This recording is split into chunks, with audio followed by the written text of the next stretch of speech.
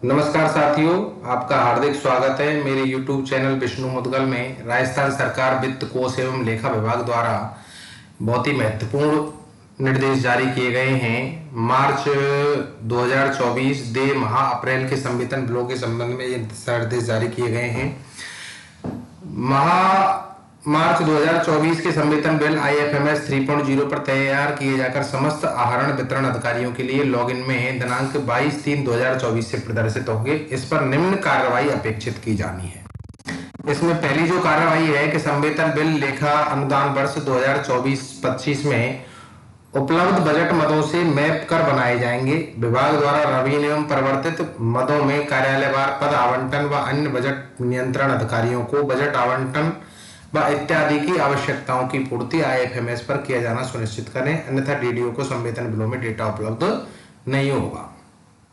दूसरी बात, system generated संवितरण बिलों में जो बिल बन गए हैं, ऑटो प्रोसेस हो गए हैं, वो 1 अप्रैल 2024 के बाद ही प्रोसेस किए जाएंगे। दूसरे पॉइंट में यह बताया गया है। तीसरे पॉइंट में बताया गया है कि संवितरण बिलों में DA के प्रदर्शित प्रभाव को भी जांच लिया जाए। कुछ के ऑटो प्रोसेस हुए हैं, DA ऑटो अपडेट हुआ है, तो कुछ का अपडेट हुआ है, कुछ का नहीं हुआ है।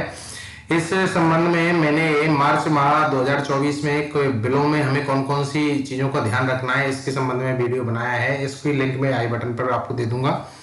और अगर किसी का DA ऑटो अपडेट हुआ है और ऑटो अपडेट किसी कार्मिक का नहीं हुआ है, तो उसको हम कैसे परिवर्तित करें, तो उसकी लिंक भी मैं आपको आई बटन में दे दूंगा। तो DA की गणना भी आप उसको चेक कर लें और इनकम टैक्स की जांच भी आप कर लें कि किस कार्मिक की कितनी इनकम टैक्स की डिडक्शन किया जाना है। कार्मिकों के स्थानांतरण के प्रकरण के संबंध में IFMS 3.0 पर ज्वाइनिंग और रिलीविंग की प्रक्रिया को भी आप और एडिशनल चार्ज की प्रक्रिया को भी आप पूर्ण कर लें। कोई अगर आदमी आपको रिलीव करना है, कोई किसी की ज्वाइनिंग अभी पेंडिंग पड़ी है, तो आप उसको कंप्लीट कर लें। पूर्व के माहों के संवेतन बिल, देखो ये बड़ी समस्या आ रही थी लोगों के सामने कि हमारे जो पूर्व के माह हैं उनके वेतन बिल हम पेमेंट मैनेजर से बनाए, कहां से बनाए। तो इस संबंध में हमारे वित्त विभाग ने जो आदेश जारी किए हैं उसमें यह बताया कि पूर्व के माहों के संवेतन बिल, DA एरियर के बिल हो चाहे सैलरी एरियर के बिल हो, 1 अप्रैल 2024 से समस्त प्रकरणों में IFMS 3.0 से ही बनाना सुनिश्चित करें। ये नहीं कि हम पे मैनेजर से उनको बना लें। 1 अप्रैल 2024 से समस्त प्रकरण IFMS 3.0 पर उनकी सबकी टैब हमें उपलब्ध हो जाएंगी, उसी से हम बनाना सुनिश्चित करेंगे।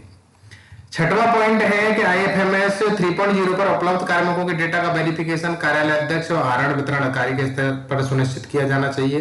अगर कोई कार्मिक अभी आपने उनको वेरिफिकेशन नहीं किया है, उनके डेटा को वेरिफिकेशन नहीं किया है, तो आप उसके डेटा को वेरिफिकेशन कर लें, उसको वेरीफाई कर लें। विभाग अध्यक्ष स्तर पर IFMS 3.0 से ही कार्यालय अध्यक्ष और आहरण वितरण अधिकारी के डिक्लेरेशन लिए जाने सुनिश्चित किए जाएंगे।